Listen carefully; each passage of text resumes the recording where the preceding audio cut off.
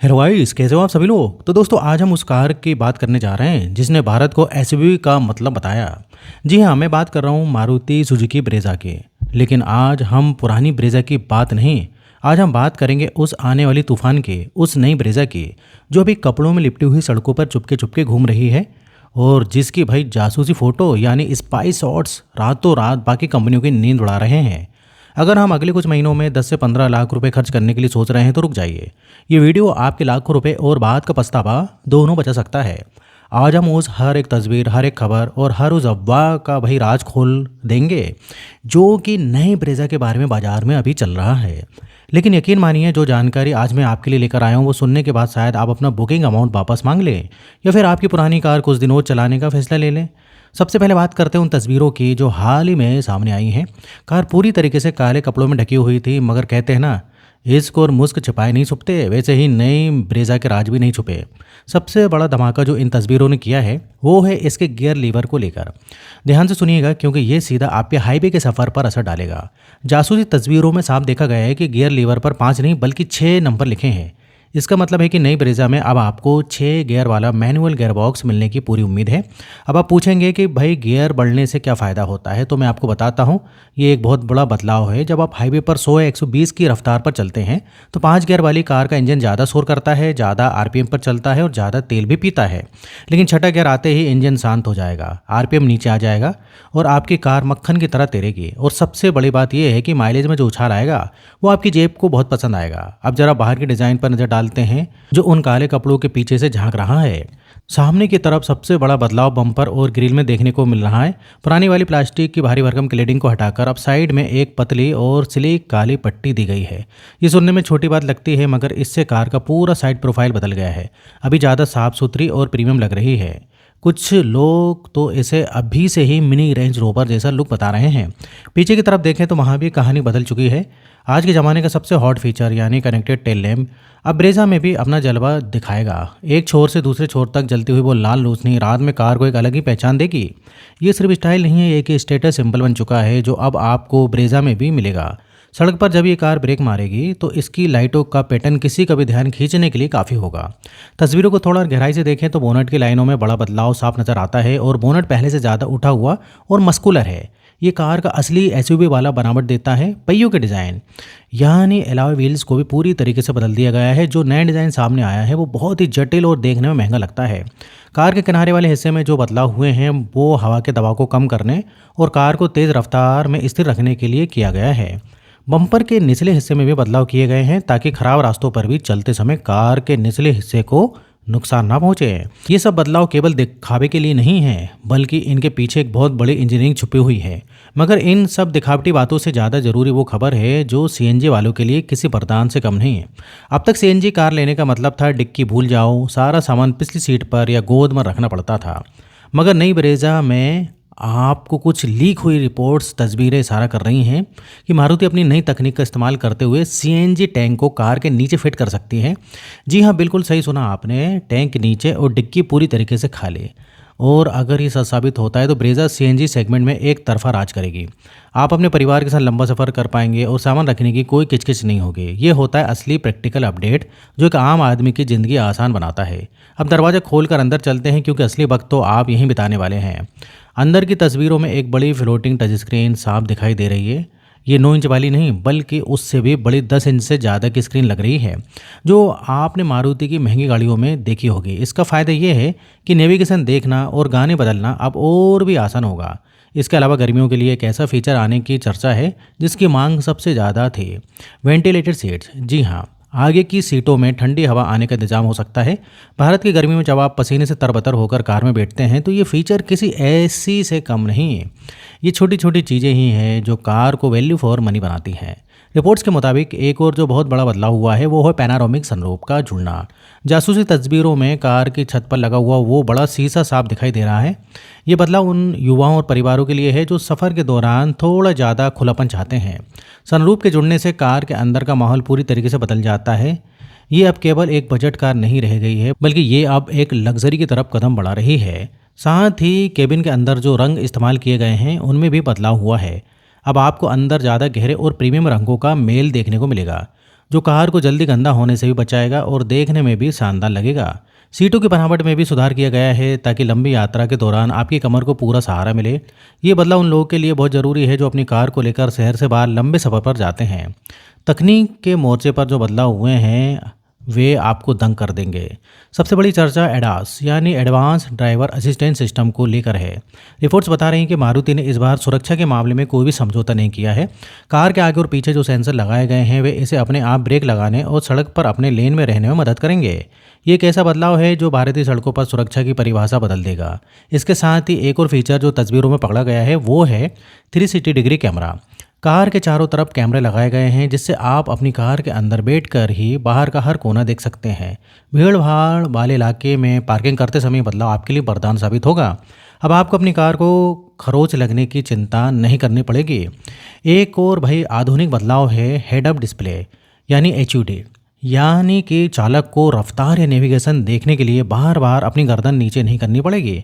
ज़रूरी जानकारी उसकी आंखों के सामने एक छोटी सी स्क्रीन पर होगी। ये सब बदलाव मारुति को एक नई ऊंचाई पर ले जा रही है। इंजन के अंदर जो बदलाव होने जा रहे हैं वे सबसे ज़्यादा महत्वपूर्ण है। मारुति का 1.5 लीटर वाला पेट्रोल इंजन तो रहेगा ही, लेकिन इसमें हाइब्रिड तकनीक को एक नए स्तर पर ले जाया गया है। जो रिपोर्ट सामने आई हैं उसके अनुसार इसमें एक बड़ी बैटरी और एक शक्तिशाली मोटर का इस्तेमाल किया जा सकता है। ये बदलाव कार के माइलेज को इतना बढ़ा देगा कि आप पेट्रोल पंप पर जाना ही भूल जाएंगे। शहर के ट्रैफिक में कार बिजली की मदद से चलेगी और जब आपको ज़्यादा ताकत की ज़रूरत होगी तब पेट्रोल इंजन काम करेगा। ये बदलाव न केवल आपकी जेब के लिए अच्छा है बल्कि यहाँ पर्यावरण के लिए भी एक बहुत बड़ा कदम है। मारुति ने इस तकनीक पे बहुत ही ज़्यादा पैसा और बहुत ज़्यादा समय खर्च किया है। अब इसका परिणाम सड़क पर देखने को मिलेगा। गियर बॉक्स में भी सुधार की खबरें हैं जिससे गियर बदलना अब पहले से कहीं ज़्यादा आसान और शांत होगा। फीचर्स की लिस्ट में बहुत छोटे छोटे लेकिन ज़रूरी बदलाव हुए हैं। वे भी बहुत ही ज़्यादा मायने रखते हैं। वायरलेस चार्जिंग का जो जुड़ना एक ऐसा बदलाव है जो आज के दौर में बहुत ज़रूरी हो गया है। अब आपको अपनी कार में तारों का जाल बिछाने की ज़रूरत नहीं है, बस अपना फ़ोन तय जगह पर रखें और वहाँ चार्ज होना शुरू हो जाएगा। एसी सिस्टम में बदलाव किया गया है। अब आपको पीछे बैठने वाले यात्रियों के लिए भी बेहतर एयर वेंट्स और चार्जिंग पॉइंट्स मिलेंगे। म्यूजिक सिस्टम को लेकर भी रिपोर्ट्स है कि मारुति ने किसी बड़ी कंपनी के साथ हाथ मिलाया है ताकि आपको कार के अंदर एक बेहतरीन साउंड एक्सपीरियंस मिले। ये सब बदलाव एक संकेत देते हैं कि अब मारुति कार अब जो है केवल औसत कार नहीं बना रही है बल्कि वह अब सर्वश्रेष्ठ बनने की दिशा में काम कर रही है। अंदरूनी जगह के मामले में भी मारुति ने कुछ स्मार्ट बदलाव किए हैं। सीटों के नीचे और दरवाजों में जो सामान रखने की जगह थी उसे थोड़ा बड़ा किया गया है। अब आप अपनी कार में ज़्यादा सामान और पानी की बोतलें आसानी से रख पाएंगे। ये सब बदलाव कार को रोज़मर्रा के इस्तेमाल के लिए बहुत ही व्यवहारिक बनाते हैं। मारुति ने इस बार 1 इंच जगह का भी भाई सही इस्तेमाल किया है। कार की ऊंचाई और चौड़ाई में जो मामूली बदलाव हुए हैं वे बाहर से ज़्यादा महसूस नहीं होंगे, लेकिन अंदर बैठने पर आपको एक बड़ा फर्क नजर आएगा। अब समय आ गया असली कंपटीशन का। हम तुलना करेंगे नई ब्रेजा की उसके सबसे बड़े दुश्मनों से। सबसे पहले मैदान में है टाटा नेक्सॉन। नेक्सॉन को लोग लोहे जैसी मजबूती के लिए जानते हैं। 5 स्टार सेफ्टी रेटिंग उसका गहना है, मगर नेक्सॉन के साथ एक समस्या हमेशा रही है उसका एम्प्टी गियर बॉक्स जो झटके देता है और जो इंजन का शोर है। यहाँ ब्रेजा बाजी मार ले जाती है। ब्रेजा का इंजन इतना शांत है कि कभी कभी पता भी नहीं चलता कि कार स्टार्ट है या बंद। और अब जब इसमें 6 गियर आ रहे हैं तो हाईवे पर यह नेक्सॉन से ज़्यादा स्मूथ चलने वाली है। नेक्सॉन अगर लोहे की मजबूती है तो ब्रेजा मन की शांति। आपको बार बार सर्विस सेंटर के चक्कर नहीं काटने पड़ेंगे। दूसरा बड़ा दुश्मन है महिंद्रा 3XO। तो दोस्तों महिंद्रा ने इस कार में पैनारोमिक सनरूफ यानी पूरी छत कांच की देकर बाजार हिला दिया। साथ ही उसका जो टर्बो इंजन है जो कि रॉकेट जैसी पावर देता है।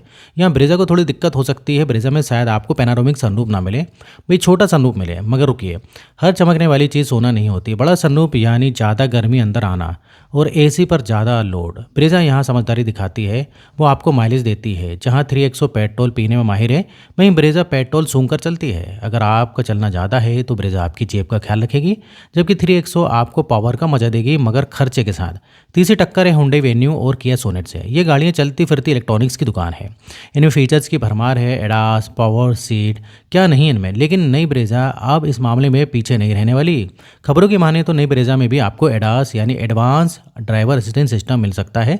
इसका मतलब है कार खुद ब्रेक लगाएगी, खुद लाइन में चलेगी। अगर मारुति ने ये दे दिया तो वेन्यू और सोनेट का सबसे बड़ा हथियार वही कुंद हो जाएगा। अब देखिए, याद रखिए इधर पर मारुति की सर्विस और पार्ट्स की कीमत हुंडई और किया से हमेशा कम ही रहती है। और अब एक नया खिलाड़ी मैदान में है, स्कोडा काइलेक। जर्मन इंजीनियरिंग, चलाने का अलग मज़ा और मजबूती। काइलेक उन लोगों के लिए है जिन्हें ड्राइविंग का नशा है, मगर काइलेक के साथ सबसे बड़ा सवाल है सर्विस नेटवर्क और रीसेल वैल्यू। आप पहाड़ों में या छोटे शहरों में स्कोडा का सर्विस सेंटर ढूंढते रह जाएंगे, मगर मारुति का मिस्त्री आपको हर गांव में मिल जाएगा। ब्रेजा का यही भरोसा उसे काइलेक से कोसों आगे रखता है। काइलेक अभी बच्चा है, उसे अपना भरोसा बनाने वक्त लगेगा, जबकि ब्रेजा एक जमा जमाया नाम है। सुरक्षा की बात करें तो यहाँ भी कुछ नए संकेत मिले हैं। बम्पर पर नए सेंसर देखे गए हैं। कुछ लोग कह रहे हैं कि ये एडास का रडार हो सकता है, मगर अभी पक्के तौर पर कहना मुश्किल है। लेकिन एक बात तो तय है कि सामने के पार्किंग सेंसर मिल सकते हैं जो भीड़ भाड़ वाले इलाकों में कार पार्क करना आसान बना देंगे। इसके अलावा 360 डिग्री कैमरा तो पहले से ही था, मगर अब उसकी क्वालिटी और साफ़ होने की उम्मीद है, ताकि अंधेरे में भी आपको सब कुछ साफ दिखाई दे। सुरक्षा अब मारुति के लिए भी प्राथमिकता बन गई है और नई ब्रेजा में 6 एयरबैग्स तो स्टैंडर्ड मिलने ही वाले हैं। अब सबसे बड़ा सवाल कि क्या आपको अभी वाली ब्रेजा ले लेनी चाहिए या इस नई वाली का इंतज़ार करना चाहिए। देखिए, अगर आपकी कार बहुत पुरानी हो चुकी है और आप कल ही नई कार उठाना चाहते हैं तो मौजूदा ब्रेजा भी कोई बुरी कार नहीं है। लेकिन अगर आप मेरी तरह समझदार और ख़रीदार हैं और आप 2-4 महीने भाई रुक सकते हैं, तो मेरा सुझाव यही होगा कि थोड़ा इंतज़ार कर लीजिए, क्योंकि जो 6 गियर वाला गियर बॉक्स और सीएनजी टैंक का नया इंतज़ाम आ रहा है, वो आपकी कार की रीसेल वैल्यू को और भी बढ़ाएगा। नई कार हमेशा नई तकनीक लेकर आती है और जब बात इतने बड़े बदलाव की हो तो रुकना ही समझदारी है। कीमत की बात करें तो भाई इतनी सारी नए फीचर्स, इतनी सारी नई तकनीक आएंगे तो दाम तो थोड़े बढ़ेंगे ही। लेकिन मारुति को भी पता है कि नेक्सॉन और सोनेट जैसी गाड़ियां ताक लगाए बैठी हैं, इसलिए कीमत में बढ़ोतरी तो होगी, मगर बहुत ज़्यादा नहीं। ये लॉन्च त्योहार के मौसम में हो सकता है। अभी टेस्टिंग जोरों पर है और हर रोज़ नई जानकारी सामने आ रही है। तो दोस्तों, ये थी वो सारी पक्की और कच्ची खबरें जो नई ब्रेजा के बारे में अब तक सामने आई हैं। ये सिर्फ एक फेसलिफ्ट नहीं लग रहा, बल्कि ये ब्रेजा को एक नए लेवल पर ले जाने की तैयारी लग रही है। मारुति ने ठान लिया है कि वो अपने बादशाहत इतनी आसानी से नहीं जाने देगी। आपको क्या लगता है कि क्या छठा गियर और नीचे वाला सीएनजी टैंक ब्रेजा को फिर से नंबर 1 बना पाएगा? अपनी राय कमेंट में ज़रूर बताइएगा, क्योंकि आपकी राय ही सबसे ज़्यादा मायने रखती है। तो दोस्तों, ये था आज का वीडियो। अगर वीडियो पसंद आए तो वीडियो को लाइक करिए, और इस टाइप से वीडियो देखना पसंद करते हैं तो चैनल को सब्सक्राइब कर लीजिए अगर आपने अभी तक सब्सक्राइब नहीं किया है तो। आज के लिए बस इतना ही, और यहाँ तक बने रहने के लिए, वीडियो देखने के लिए आपका बहुत बहुत धन्यवाद।